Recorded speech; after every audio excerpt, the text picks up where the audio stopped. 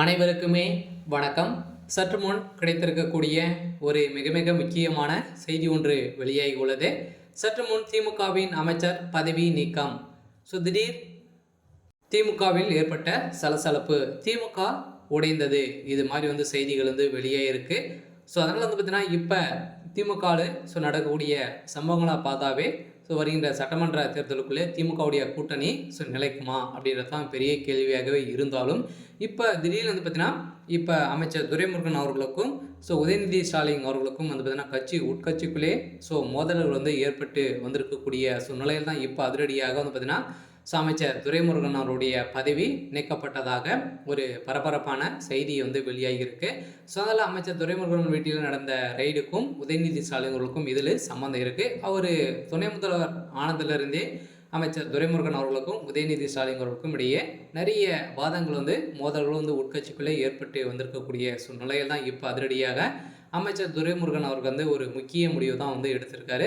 இதை பற்றி இந்த வீடியோவில் பார்க்கலாம். அதுக்கு முன்னாடி நம்ம சேனலுக்கு இப்போ தான் நீங்கள் முதல் முறையாக வந்திருக்கீங்க அப்படின்னா மறக்காமல் நம்மளுடைய சேனலை சப்ஸ்கிரைப் பண்ணி சப்போர்ட் பண்ணுங்கள். வாங்க வீடியோக்குள்ளே போகலாம். திமுகவின் அமைச்சர் பதவி நீக்கம் அப்படின்னா பார்த்தீங்கன்னா திமுகவில் இப்போ அமைச்சர் துரைமுருகன் அவருடைய வீட்டிலும் அவருடைய மகன் கதிரானந்தும் அவருடைய நண்பர் வீடுகளிலும் பார்த்தீங்கன்னா அவருடைய அலுவலகங்களும் பார்த்தீங்கன்னா ரெய்டுகள் தொடர்ந்து 3 நாட்களாகவே நடந்தது. இது சொல்லி வச்சு மாதிரி பார்த்தீங்கன்னா ரெய்டுகள் நடந்திருக்கு அப்படின்ற மாதிரி தான் இப்போ அமைச்சர் துரைமுருகன் அவர்கள் தான் பார்த்தீங்கன்னா திமுகவுடைய தலைமையகத்தில் பெரும் கத்தலோடு அங்கு சத்தங்கள் போட்டிருக்கக்கூடிய நிலையில் தான் அங்கு ஏற்பட்ட மோதலால் பார்த்தீங்கன்னா உதயநிதி ஸ்டாலின் வாயை கொடுத்திருக்கக்கூடிய நிலையில் தான் உதயநிதி ஸ்டாலின் அவர்கள் தான் இவருடைய சம்மந்தப்பட்ட இடங்களில் அனைத்தையுமே காட்டி கொடுத்துருக்காரு அப்படின்ற மாதிரி இப்போ வெளியேறக்கூடிய செய்தியால் தான் இப்போ அதிரடியாக அமைச்சர் துரைமுருகன் அவர்களுக்கும் உதயநிதி அவர்களுக்கும் இடையே மோதல்கள் ஏற்பட்டிருக்கு. அதனால் முதல்வர் ஸ்டாலின் அவர்கள் என்ன செய்ய போகிறாரு அப்படின்றது தான் ஒரு பெரிய கேள்வியாகவே இருந்தாலும் ஏற்கனவே பாலியல் விவகாரத்தில் ஒரு மிகப்பெரிய பிரச்சனைகள் போயிட்டு இருக்கு.